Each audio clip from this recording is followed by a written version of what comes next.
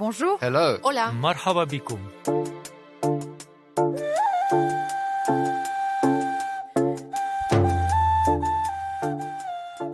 Face à la crise climatique, de nombreux militants considèrent que la société civile doit pousser le pouvoir à agir, y compris s'il le faut, en désobéissant. Ils s'inspirent des actions non violentes qui ont fait avancer la lutte pour les droits civiques au XXe siècle, des suffragettes, en passant par Gandhi et Martin Luther King. Nous en sommes à bloquer des routes pacifiquement, à mener des actions coup de poing pacifiquement, à s'envoyer en garde à vue toujours pacifiquement pour vous faire agir. Quand on a mon âge et qu'on regarde la réalité en face, quand on fait ce choix-là, on doit faire le deuil de ses projets de vie, on doit faire le deuil de ses projets de famille, de son avenir.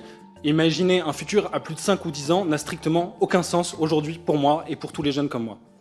Ces paroles sont celles d'un membre du collectif Dernière Rénovation, Pierre Tayeb, à l'Assemblée nationale.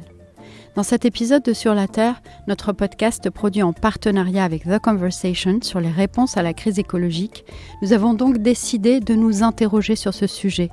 Qu'est-ce que la désobéissance civile ? Quels sont ses résultats et quelles sont ses limites ? Le sujet s'est imposé récemment dans le débat public en Grande-Bretagne et en France aussi, où le gouvernement a souhaité la dissolution d'un mouvement qui y est favorable, les soulèvements de la terre.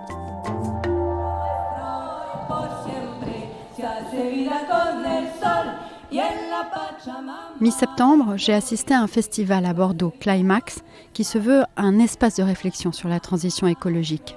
Le thème de cette année, la résistance et donc aussi la désobéissance civile.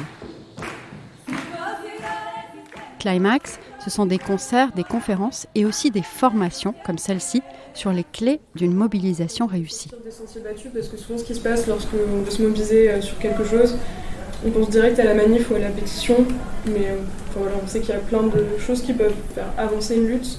Et du coup, il y a un premier petit jeu, on a fait des cartes. Avec plein de... Vous venez d'entendre Léna Lazare. Elle a 25 ans et c'est l'une des figures emblématiques des grandes marches pour le climat de 2018-2019. Aujourd'hui, c'est l'une des porte-paroles du mouvement des soulèvements de la Terre, cette coalition d'organisations et de citoyens qui se mobilisent notamment contre les retenues d'eau, les méga-bassines. L'idée, c'est de placer les acteurs et de voir quels sont les jeux d'influence entre les alliés et les ennemis vis-à-vis du projet. Léna Lazare défend la désobéissance civile, même si pour elle, ce n'est qu'une composante d'une mobilisation réussie. Je pense que la désobéissance civile s'inscrit toujours dans une complémentarité des tactiques. Souvent, lorsqu'une lutte fonctionne, il y a à la fois des recours juridiques, à la fois des manifestations d'ampleur pour montrer que la lutte est très soutenue. Il y a des actions qui se préparent des mois à l'avance. C'est vrai que typiquement, quand on voit les actions de désobéissance civile d'intrusion dans les mines en Allemagne, par exemple, avec 5000 personnes, ça prend un an en fait, de préparer une action comme ça.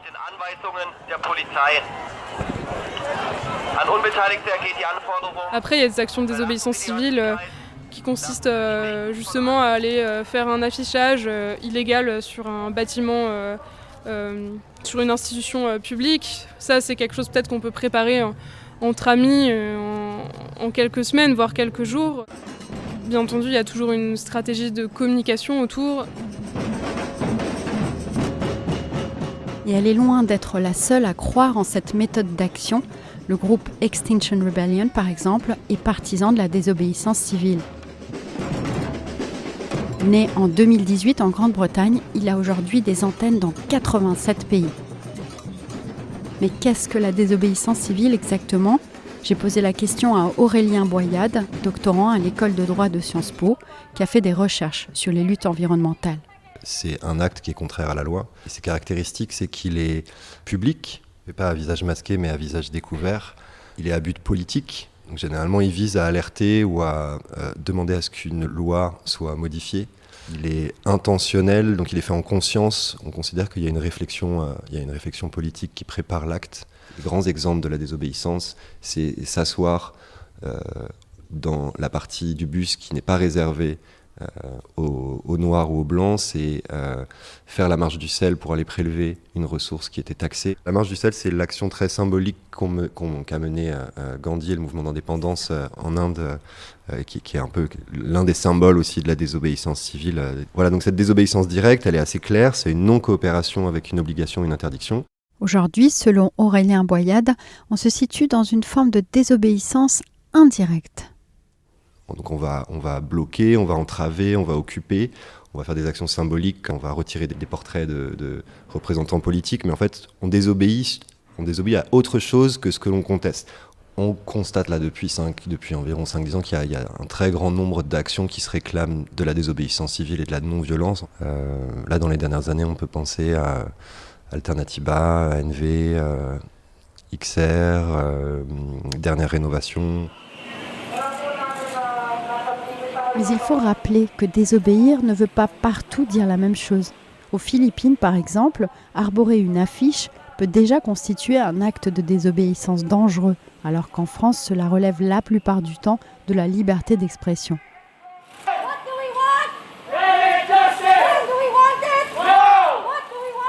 C'est ce que m'a expliqué Mitzi Jonel Tan, que vous venez d'entendre en pleine mobilisation. Elle est membre locale de Youth for Climate. Things like a banner drop. So when we drop a big banner over like a bridge or something, when we do that, someone. Des actions comme afficher une banderole, par exemple pour l'accrocher à un pont. Quand nous le faisons, quelqu'un doit négocier avec la police. Il faut quelqu'un en bas pour les dissuader de nous arrêter parce qu'ils vont dire que c'est interdit. Les choses que nous pouvons faire ici peuvent sembler moins intenses, moins extrêmes ou moins radicales, mais ces actions plus simples sont en fait vraiment radicales. Nous ne pourrions jamais, par exemple, organiser une grève du climat tous les vendredis, où nous ne serions que quelques personnes dans la rue avec des pancartes. Rien que de tenir une pancarte, c'est quelque chose de dangereux. Oui, dans mon pays, ça c'est déjà de la désobéissance. Yeah, so that is disobeying in my country.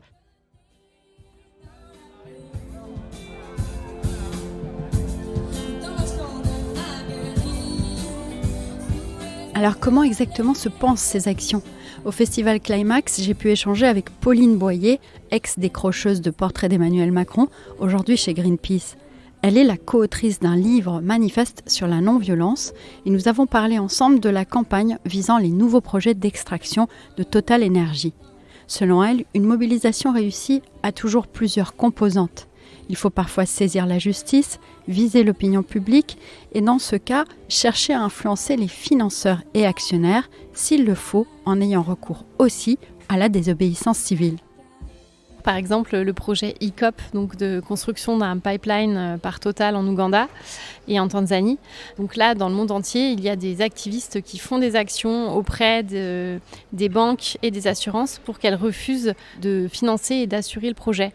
Parce que c'est une des faiblesses de ce projet, c'est qu'il nécessite beaucoup de financement et des assurances. Et alors pour faire ça, donc on a des associations qui font du plaidoyer, auprès de ces acteurs-là, des pétitions, de la sensibilisation du public, des gens qui font le pied de grue tous les jours, tous les midis devant les bâtiments des assurances, etc. Et des actions de désobéissance civile comme le blocage de l'Assemblée Générale de Total. Cette année, les militants n'ont pas pu bloquer l'AG, mais leurs préoccupations ont été au cœur des débats de l'Assemblée Générale et la presse les a relayées. Une résolution demandant une baisse supplémentaire des émissions, émanant d'un groupe d'actionnaires activistes, a d'ailleurs obtenu 30,4% des voix, presque le double que sa précédente mouture en 2020.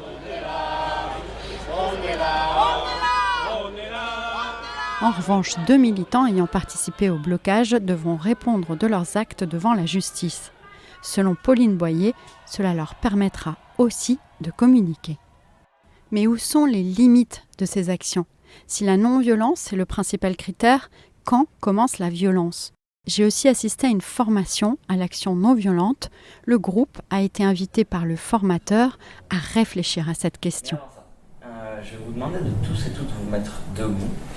Et du coup, vous allez devoir vous placer sur cette ligne en vous disant, moi je trouve que c'est violent ou pas violent. Ça vous va ? On va dire que il y a un supermarché qui est en train d'être construit par des gens dans un espace où il y a des zones humides. Votre collectif va se dire on va aller mettre du sucre dans les réservoirs des machines de chantier et ça va bloquer le moteur en fait. Donc là, la question c'est est-ce que c'est violent ou Pas violent. Ça me paraît illégal, mais je fais la séparation aussi entre l'être humain ou les êtres vivants, on va dire, sensibles, et la machine. J'ai hésité, mais je trouve que c'est violent parce que ça impacte, ça peut, oui, je pense que la machine est fichue. Et que ça impacte des personnes qui n'y sont pour rien. Est-ce que quelqu'un d'autre veut donner son avis? Moi, je me suis mise au milieu parce que je ne sais pas dans quelle mesure le dialogue a déjà été entamé avec le supermarché. Donc si ça vient d'un seul coup de façon un peu brutale, je trouve ça un peu violent. Mais c'est ce qui est intéressant dans l'action non violente, c'est que vous êtes obligé de vous poser cette question. Du point de vue du droit pénal, les sabotages relèvent des atteintes aux biens, qui sont passibles de peine de prison. En agissant à visage découvert, les militants assument leurs gestes et leurs conséquences. De leur point de vue, c'est un sacrifice pour faire avancer la cause. On fait toutes nos actions à visage découvert. On ne fait pas de dégradation matérielle si elles ne sont pas décidées collectivement à l'avance. Être non violent, ça veut dire pas d'agression physique, pas d'agression psychologique, ça veut dire pas d'agression verbale. Donc vous n'allez pas insulter les gens. Pas d'agression non verbale non plus. Le débat sur les limites fait en tout cas l'objet d'intenses réflexions au sein des mouvements écologistes, selon Sylvie Olitro, directrice de recherche au CNRS et spécialiste des mobilisations transnationales. Dans le mouvement écologiste, il y a, des longs moments de débat après chaque action sur la violence qu'on a subie, sur la violence qu'on va produire. Et cette forte réflexivité fait que c'est pas forcément non violent, mais actuellement, y compris actuellement, il y a, cette distinction-là par rapport à d'autres mouvements. En revanche, on peut pas nier qu'il y a une certaine radicalité qui émerge. Face justement à cette urgence climatique et face à l'idée que c'est une injustice extrême, un certain nombre de petits groupes, voire même de penseurs de sciences sociales, comme Andreas Malm, pensent violence contre les biens, mais jamais contre les personnes. Les actions spectaculaires et certains sabotages peuvent cependant éloigner l'opinion. En Grande-Bretagne, par exemple, le mouvement Extinction Rebellion a annoncé en janvier son intention de faire une pause sur certaines actions radicales. Je crois qu'il y a eu certaines actions à Londres qui ont vraiment provoqué une irruption, je dirais, de protestation, mais dans l'autre sens. C'est-à-dire, ils ont été un peu trop loin. Par exemple, je crois que c'était empêcher les métros de partir le matin alors que tous les Londoniens comme les Parisiens allaient au travail. Donc il y a certains types d'actions qui ont été très controversées et puis le fait qu'il y avait aussi, en partie aussi de la répression. Selon Sylvie Olitro, dans tous les cas, la désobéissance ne fonctionne que lorsqu'elle s'accompagne d'un soutien important de la population. Elle m'a cité l'exemple de la mobilisation contre l'aéroport de Notre-Dame-des-Landes en 2017. Notre-Dame-des-Landes, ça a fonctionné parce qu'il y avait le soutien des populations. C'est-à-dire derrière les populations locales, qui ne sont pas forcément écologistes et pas forcément dans la désobéissance civile, il y a aussi le relais des élus. Et ça permet aussi de faire des pressions fortes. En revanche, la désobéissance civile, je dirais tous azimuts, coup de poing, ça a surtout un effet médiatique et d'alerte. Ça n'a pas un effet sur la transformation. Cette question des limites s'est aussi posée en France, en particulier après les événements de Sainte-Soline le 25 mars. Sur place, les Soulèvements de la Terre et d'autres organisations ont voulu bloquer l'accès à une future retenue d'eau jugée néfaste pour l'environnement.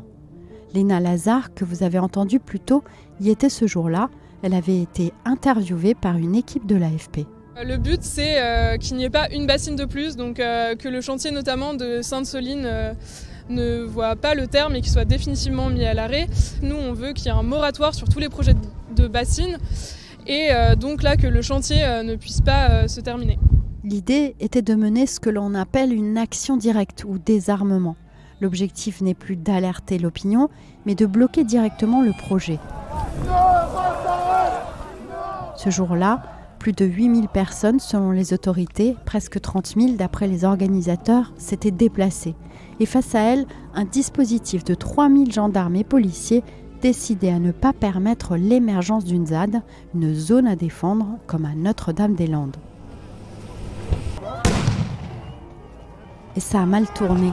Les affrontements ont éclaté, les forces de l'ordre ont chargé pour disperser la manifestation interdite.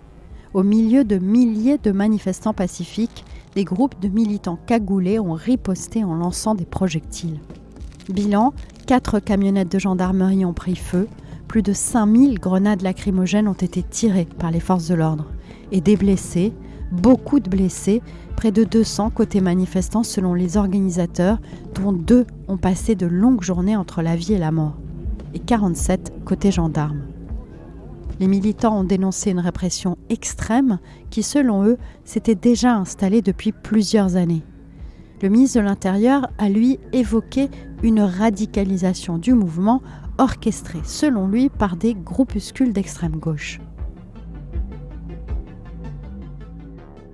Des milliers de personnes se sont rendues sur site, dont plus d'un millier de personnes extrêmement radicalisées, extrêmement violentes, parmi eux des Black Blocs, des gens de l'extrême gauche, des gens de l'ultra-gauche, qui s'en prennent aux gendarmes physiquement. Et aujourd'hui, devant les images d'une extrême violence que subissent les gendarmes de la République, je veux évidemment leur apporter mon soutien total, absolu, leur dire que nous sommes à leur côté et que ce déchaînement de violence est absolument inexcusable.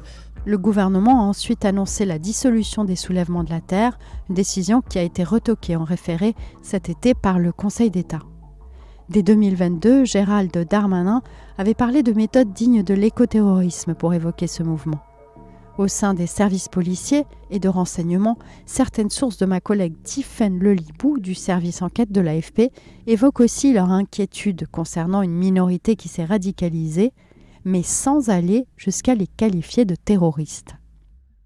C'est des profils vraiment très déterminés et qui ont une culture de la clandestinité, c'est-à-dire qu'ils vont par exemple organiser des réunions où les portables vont être interdits, où le nombre de personnes présentes va être très limité pour éviter l'infiltration par exemple par des services de renseignement.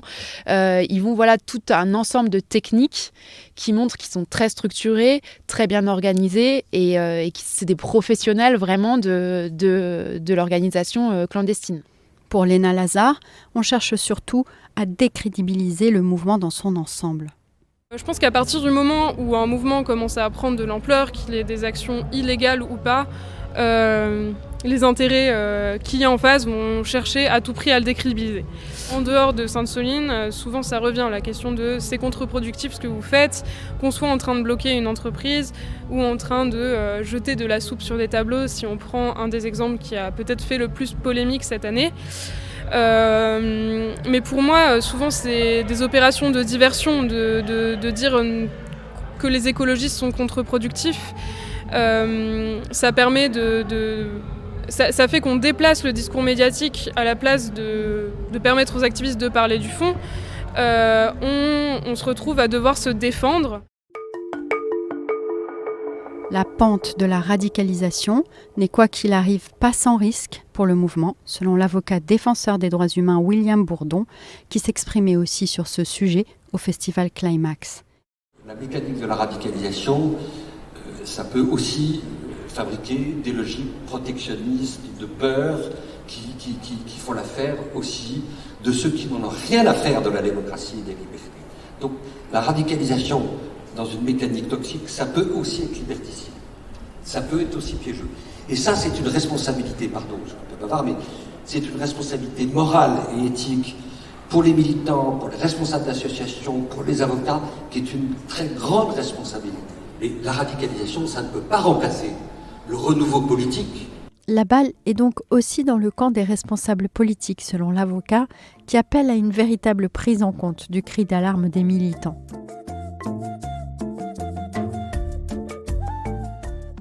Sur la Terre revient dans un mois. Je vous laisse dans la description un article de Sylvie Olitro, écrit spécialement pour l'occasion dans The Conversation. Je vous laisse le lien dans la description. Merci de nous avoir écoutés. Je suis Michaela Cancela-Kiffer et je vous retrouve très bientôt dans Sur le fil, notre podcast quotidien.